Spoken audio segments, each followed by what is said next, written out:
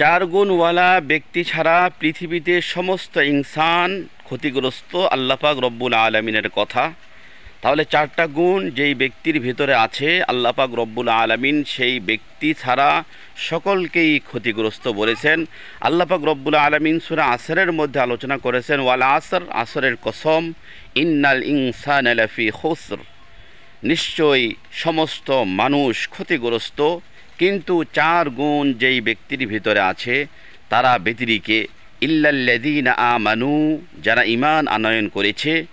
আমরা কিন্তু ঈমান এনেছি, ঈমান পেয়েছি, আমাদের বাপদাদা মুসলমান, সেই সূত্রে আমরা মুসলমান, কালেমা পড়েছি লা ইলাহা ইল্লাল্লাহু মুহাম্মাদুর রাসূলুল্লাহ, এবং আমলে সলেহ ও আমিলুস সলিহাত। আল্লাহ পাক রব্বুল আলামিন বলেছে যারা আমলে সলেহ করে, নেক আমল করে, চার গুণ বিশিষ্ট ব্যক্তিরা ছাড়া সকলেই ক্ষতিগ্রস্ত।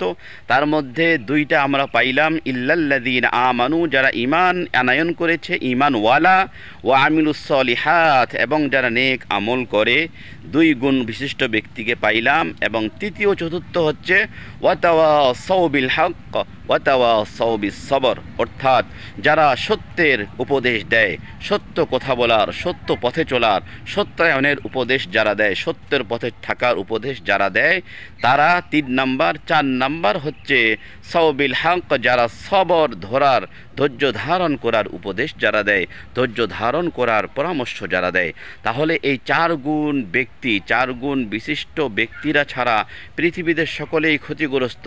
তাহলে আমাদেরকে, আমরা যখন মুসলমান, ঈমান এনেছি, আমলে সলেহ, নেক আমল আমাদেরকে করতে হবে, আল্লাহর হুকুম, নবীর তরিকা মেনে চলতে হবে, এবং নিজেও এবং মানুষকে, আমি নিজেও সত্যের পথে থাকব, অটল অবিচল সর্ব অবস্থায় সত্যের উপর থাকব, এবং মানুষকে সত্যের দাওয়াত দিব, সত্যের পথে থাকার দাওয়াত দিব, এবং আমি নিজেও ধৈর্য ধারণ করব, সবর এখতিয়ার করব, এবং আমি মানুষকেও ধৈর্য ধারণ এবং সবর ধারণ করার আমি উপদেশ দিব।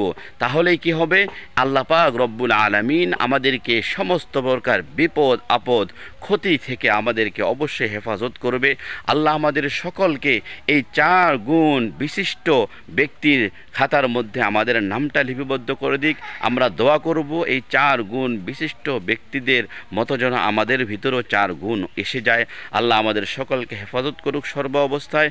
যারা এতক্ষণ পর্যন্ত ভিডিওটা শুনলেন, অবশ্যই আমলের নিয়তে শুনবেন, মানার নিয়তে শুনবেন, এবং যদি সম্ভব হয় আপনারা দিনের খাতিরে সওয়াবের নিয়তে ছড়িয়ে দিবেন, ছিটিয়ে দিবেন, শেয়ার করে দিবেন, অন্য ভাই বোনদেরকেও শোনার সুযোগ করে দিবেন।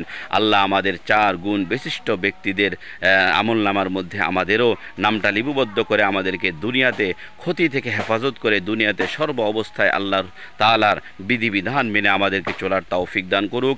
আল্লাহ আপনাদের আমাদের সকলকে ভালো রাখুক, সর্ব অবস্থায় হেফাজত করুক, ইজ্জতওয়ালা জিন্দেগি, সম্মানওয়ালা জিন্দেগি আমাদেরকে দান করুক। আমিন। আসসালামু আলাইকুম ওয়া রাহমাতুল্লাহি ওয়া বারাকাতুহু।